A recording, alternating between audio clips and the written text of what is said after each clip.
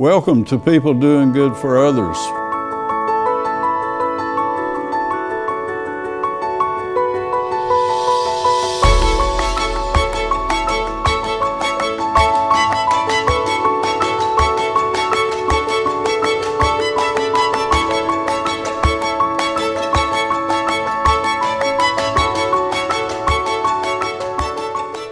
Good morning, friends. This is People Doing Good for Others, where we honor and celebrate and hold in the light those who truly make significant contributions in our communities.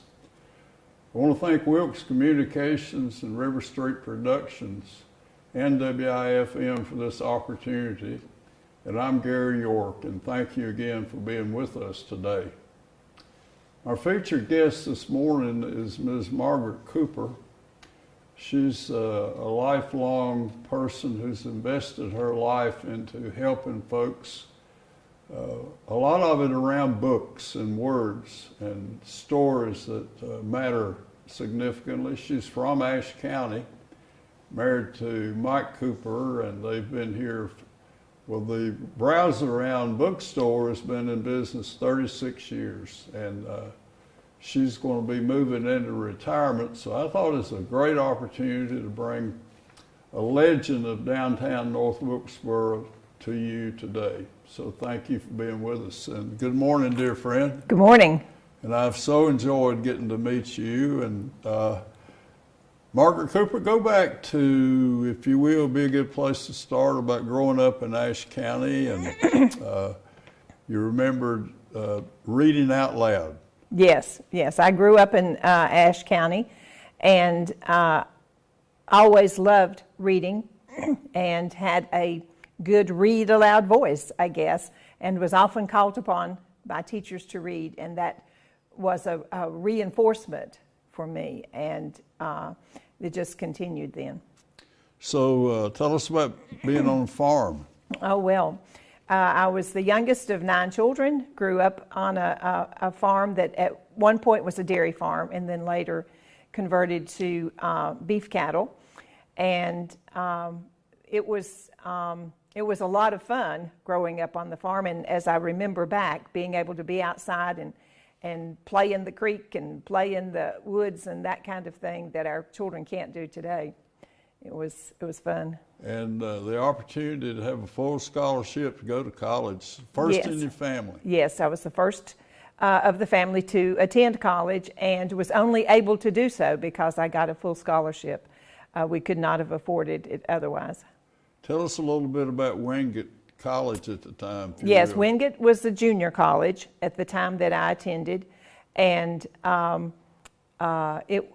loved it. I loved the faculty. I loved the smallness and knowing everyone, and the faculty knew you by name. I mean, I loved it. And you and a sister developed significant interest in maybe a bookstore. Yes, after I left Wingate, I attended Lenore-Ryan, graduated from Lenore-Ryan, and went back home to West Jefferson and started teaching school. And by then, I had more time for leisure reading. My sister and I both read a lot. So we discovered a book exchange in Boone. And so we were getting books there. And then we had the idea that, hey, this is something that we could do ourselves. And my sister's husband had a small local service station grocery store kind of thing. And he had some space that he wasn't using in the store, and he let us open there. And so our friends brought their books to become our stock, and we built up an inventory, and I worked afternoons after school was out, and my sister worked Saturdays. She had another full-time job, so she worked the store on Saturdays, and then it gradually grew, and the inventory outgrew the space we were in. So we got a location downtown West Jefferson and moved downtown. Meeting your husband, Mike? Well, that's an interesting story. If you'd like to hear that story.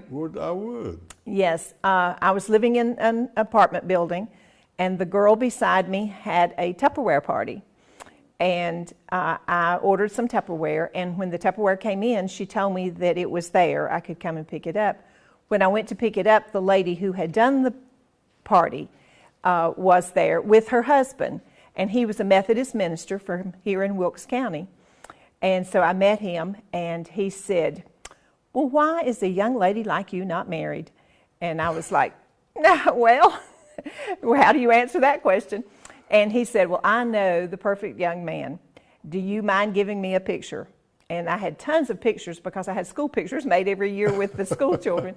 So I gave him a picture, and he brought it back and gave my number and my picture to Mike. Stopped him after church one Sunday morning, scared Mike to death, and said, "Here, I have something for you." And Mike carried it around for a few days and then called me. And we went out the first time, so we feel like that was sort of a blessed thing because his Methodist minister got us together. I think it is too. So I always say, jokingly, we met at a Tupperware party. Margaret Cooper, we're going to talk about the Browse About bookstore and here in North Wilkesboro. Now, let's make sure we talk about that name first. I think it's so appropriate. How did we find that name? Well, when my sister and I opened the first store in West Jefferson, and we were trying to think of a name, and we were just tossing things around, and I said, "Well, you know, we want people to come in and browse about." And we were like, that's it. So we just called it Browse About. That just stuck. Wow.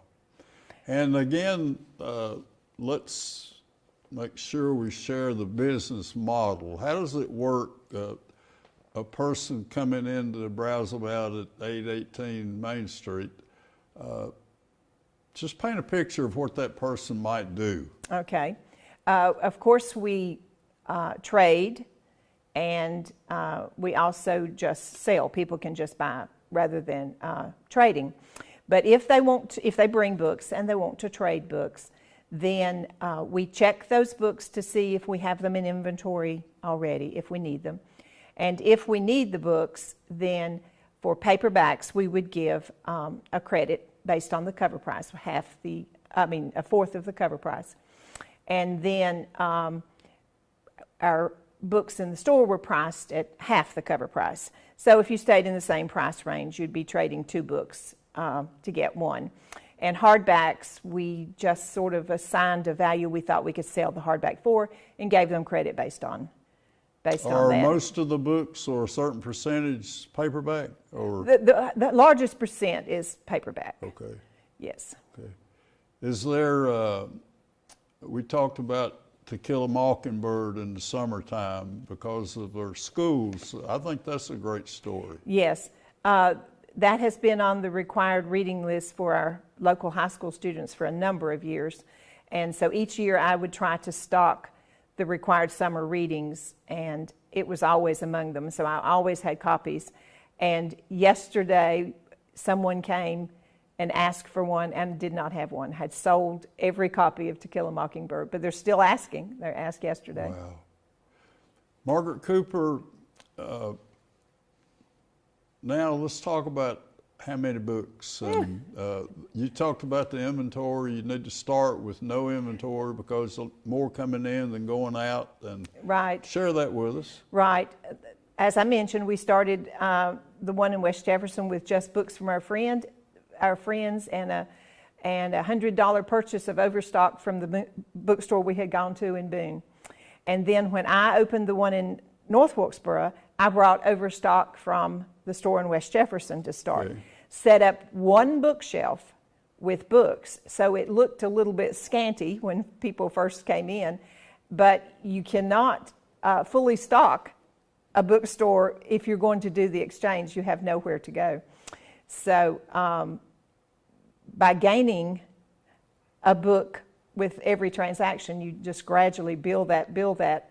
And at last count on my inventory, I had about 70,000 books on inventory, but many of my small children's books are not on inventory. A lot of my very old stuff that don't have barcodes, which makes it really time-consuming to enter them in inventory, are not on the inventory. So there's lots of books in there, in the neighborhood of 75,000, I'm sure. I think it's an important legacy of Browse About to talk about your son, Michael. And when he was born, what a great, let's share that. Yes. We moved to Wilkes County after our daughter was born, and I was teaching school. And then I opened the store, and a year or so later, Michael was born. And so having two children and the store, it just made more sense for me to leave teaching at that point to raise the children instead of sending two to daycare and paying someone else to run the store. So I decided to take a leave from teaching. And so from the time Michael was born, he went to the store with me, first in the carrier that sat on the counter beside me. And people worried because he sat there for a long time. They would worry he was going to fall out of his carrier. But I think he was just so entertained by the customers and the people who came in that he was content in his carrier. And then he moved to a playpen, and then later they had a little room, an area. So he grew up there, and he was exposed to adults, especially older ladies. He has always loved older ladies because they gave him so much attention in the store and became very special to him. And he experienced adult conversation from the get-go. So he's always had a wonderful vocabulary, and in the 4th grade they called him the walking dictionary because he could tell them words and meanings of words. And he continued to love to read. And then he went on to law school? He did. He went on to law school, and then came back to practice. And it was interesting because our first location in North Wilkesboro was in the downstairs part of the McElwee Law Firm, and that's where Michael started in his little carrier. And then later McElwee expanded their practice to downstairs, and we had to move up the street. But when Michael came back to practice law, he got a job with the McElwee Law Firm and went back to that building where he started. So that was quite a coincidence. Margaret Cooper is with the Browse About bookstore, and she's looking forward to retiring, and we'll get back to that in a minute. When I want to talk about the culture of having a retail business downtown and the people that becomes part of family, folks next door and across the street. Will you just kind of share how that is to live 36 years with kind of a second family there? Paint that picture for us, Margaret. Well, and yes, it is. The merchants in downtown, we become like a family. Of course, my customers became a very extended family. But when I opened 36 years ago, things were much different downtown. We had Northwestern Bank and several other banks. We had Spain Hours, several department stores. Rose's was still downtown. So it was much more of a center of activity in Wilkes County at the time. The mall had not been built. Walmart was, of course, not here at the time. So it was the hub of things downtown. And there was people on the streets all the time. And the people who worked in the offices and the banks at lunchtime came out, walked the streets, went to a local restaurant to eat. And you saw those people, you knew those people, and they came in and shopped. And things have changed. I'm the oldest retail business left in North Wilkesboro. All those original businesses that were there have closed, and those people have moved on. So the downtown has changed. So you've been through transition after transition after change. Yes, I have seen lots of things come and go. And I often I often think about when a business opens that they are not always prepared for what it takes to open a business. They maybe are not financially prepared or whatever. They can't stick to it long enough for it to really get off the ground. You know, they're open 6 months, maybe a year, and then they close. So you see lots of things like that come and go, and that's sad. But you have to give it time. And I still, after 36 years, have people who will come in my store and say, "How long have you been here? I've never known you were here." Really? And I'm like, "Only 36 years." So you cannot establish a business in 6 months or a year. It takes a long time to become an established business. Margaret Cooper in the Browseabout downtown, 818 Main Street. Yes. Let's picture the culture or the business mindset of owning and running and helping people, selling to people, providing service. Talk about how it is in say a given day or given hour, about what might happen there. Okay. Well, in the downtown now, most of my business are local customers who come intentionally to my store. We don't have a lot of that street traffic, as I mentioned now, so it's intentional. They come on a regular basis. I can expect some people every week, some every 2 weeks, really? Some monthly.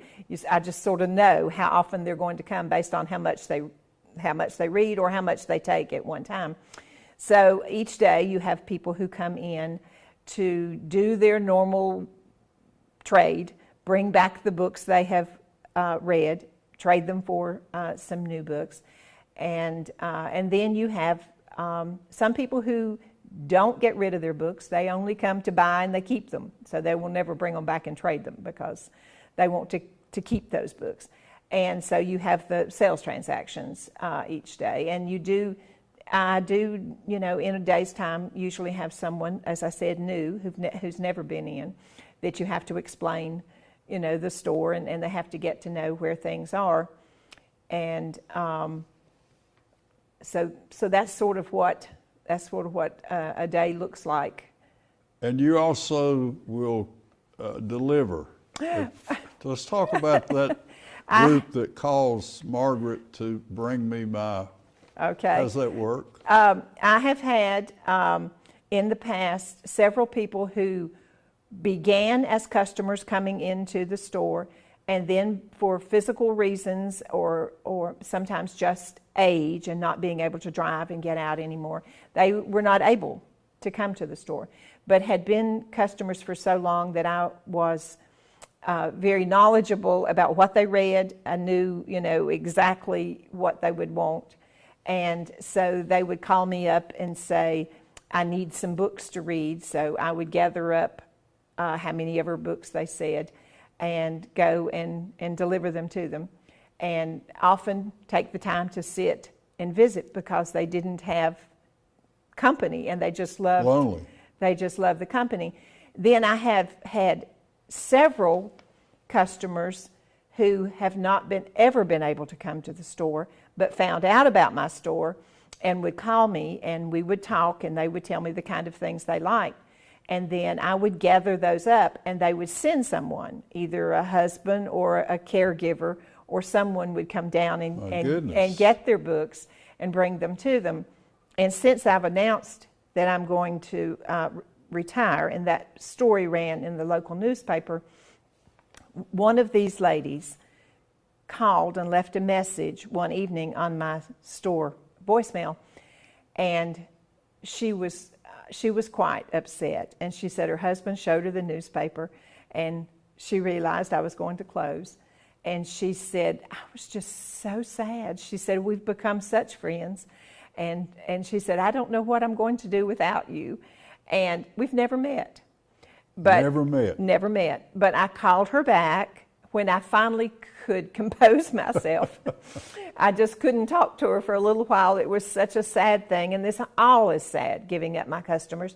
But I called her back and I told her, I said, listen, when I retire and I have time and the virus permits, I'm going to come to your house and I'm going to visit you. I want to meet you in person. And so she was very she was very thrilled about that.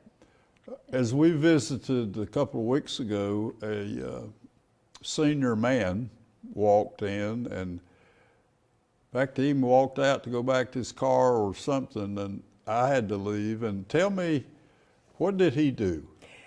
He came in. Exactly what he did. He was looking for Westerns, and he came in. He asked me about, of course, he's had been there before, but he was asking me about the sale, about the prices of the Westerns, and he was looking at them, and was very interested in maybe acquiring an entire set of Louis L'Amour books.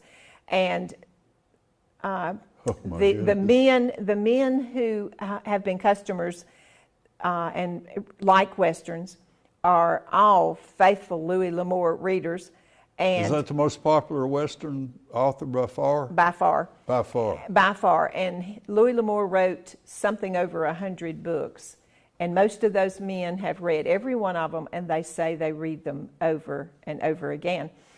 And one of my brothers collected the entire set in leatherbound and read them, and he has traveled. He's traveled in the West. And he said, if you go to a place that Louis L'Amour wrote about, it is exactly as he described, almost to the blade of grass. It's just amazing. It's just amazing. Wow. Yeah, that's Louis L'Amour. He's a legend in Western writers. Okay. So tell us some other great stories, if you will. A lady that needed a few pennies or nickels one time, and you said, I'll never forget her. Right. And I didn't realize at the time. She had been a customer of mine and trading books. And she came in one day and she had some books. And when she presented them up to trade, she said, I really today could use money more than books today. And she didn't say why or anything. She just said, is there any way you could give me money today? I don't need any books. And the kind of books she brought were books that I could really use in inventory. So I said, sure, okay. So I gave her money that day rather than store credit, and never thought anything about it. That part didn't stick in my mind, that she was of need, monetary need. And she continued to be a customer. She never said anything, about it. And I never thought anything about it. And then after the news of my closing, she came to the store and she said, I just wanted to tell you that day that I came in, my husband wasn't able to work. We both had doctor's appointments, and I just couldn't figure out where I was going to get the gas money to go to those doctor's appointments. And she said, you gave me that money. And she said, I'll never, ever forget, you're doing that. And I didn't know at the time what I had done. She didn't explain the situation. I would have definitely helped her had she asked, but she didn't. And I did it not knowing what I had done. And she said she would never, forget that. So that's just one of the blessings of having been in this. A blessing. That's a great word. It is. I've just been blessed by getting to know such wonderful people and sharing their lives. They tell me about their children, and their children grow up and have children, and they tell me about their grandchildren. And I've laughingly said before that my business is sort of like a bar. Because I have a counter, people will step up to that counter and share things that they might not share with someone else, because I don't know their families. I don't know the situation. I'm not going to judge. I'm not going to tell anyone. I'm not going to judge. Yeah, I'm not going to judge. I'm not going to tell anyone because I don't know who I'm talking about. So if they're having a really bad day, I had one lady step up one day and I said, like, how are you? And she just broke down and cried. And she told me all the problems she had that day. And I said, I often feel like a bartender just listening to their stories when they come in. But that's just a plus. That's just been a plus with the business. Yes. I want to talk some more about Michael and Megan. Yes. And family and some of those significant about life in these years, children leaving, growing places. Before we finish, let's do that. Okay. We've briefly mentioned that Michael went to law school and came back and practiced law a while, then took a job in Raleigh and worked, and he's now come back to this area with a job. Our daughter Megan graduated from high school and was interested in design and got some information about a design school in Philadelphia, and she just had this urge to go and visit. We took her to visit against the wishes of my husband, who said she'll go up there and meet a Yankee and get married and never come back. And I said, well, we've got to let her do what she wants to do. We've got to let her spread her wings and go. So we went for a visit to Philadelphia, never having been there before. It was sort of a mini vacation. She fell in love with the town and with the school and stayed and met a Yankee, got married, never came home to live. But, we gained a wonderful son-in-law and 2 wonderful grandchildren. So it worked out. And part of your retirement is about visiting in Philadelphia. Yeah, to be able to go to Philadelphia when we want to. The kids are now 6 and 4, and they now have ball games and dance recitals and things that we want to be able to attend. And this week, they, on the spur of the moment, came to visit me. They're here now. Oh, and when I'm working at the store, I can't be with them all the time. I have to leave, and their gaga has to go to work and leave them. So in the future, I want to be able to be there. I want to be able, now that they're old enough, to maybe come and stay by themselves in the summer. Oh, yes. And I want to have that my, time, that's to do that. Yeah. Yeah. Well, I'm such a fan of your son, Michael, and his the way he communicates is just, it's like you just riveted to it. And I just so am inspired by his professionalism and his humility. He always treats me as an equal, and just liked him. He was here a couple years ago on this show, so I want you to pass that along, if you will. Well, I will. And your husband, Mike. So I want to thank Wilkes Communications and River Street Networks for this sponsorship and the opportunity that we're going on our 5th year. And so since being in Wilkes, I've made at least 200 new friends. And I just feel like being reborn, having an opportunity in my kind of twilight years. So as we look for the end of September and moving away and starting a new career, a new life for you and your family, just recap, if you will, the essence of this great gift that you've given so many people in downtown North Wilkesboro. Well, and I guess I didn't realize as it was all happening that it was more than just a bookstore to sell books. But after announcing the closing and hearing the people's comments and everyone's sadness that it's closing and that it's going away and that I'm not going to be there and what are they going to do and where they're going to get books, then I realized it was more than just the simple business. And there was a lot of people who depended on me to recommend books and have their books picked out and that kind of thing. So, and I realized that in itself was just sort of a ministry to the community and providing books, providing a source of literacy for the community. It was a way of bonding. It was. The relationships grew out of, yes. Might have been about the books back here, but it's really about the soul of the people who met there. That's right. And just having been a reading teacher and then involved with books, just promoting the whole idea of reading and what that means and instilling that love with children. I've always really promoted the children's books. And Michael asked me, you know, what are you going to do now, Mom, when you retire, besides the obvious things like spend more time with the grandchildren, and we want to travel some. And I want to be able to read more of those books that I have seen all during the years. But I also want to stay active in some field of the literacy. Ministry, outreach.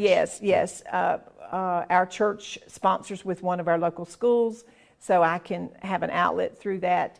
And I want to maybe get involved in some sort of literacy effort just to keep promoting and not let, heaven forbid, books, you know, not be important to people anymore. Margaret Cooper, what a blessing you are today to Wilkes Communications and to me personally. And you're an enriching person.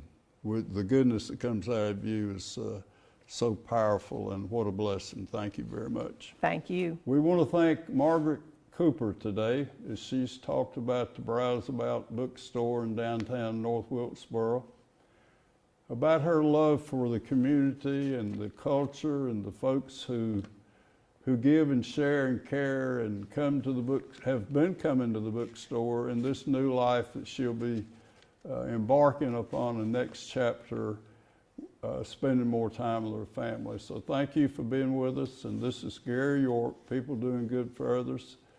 And make sure you're with us next time. Thank you very much.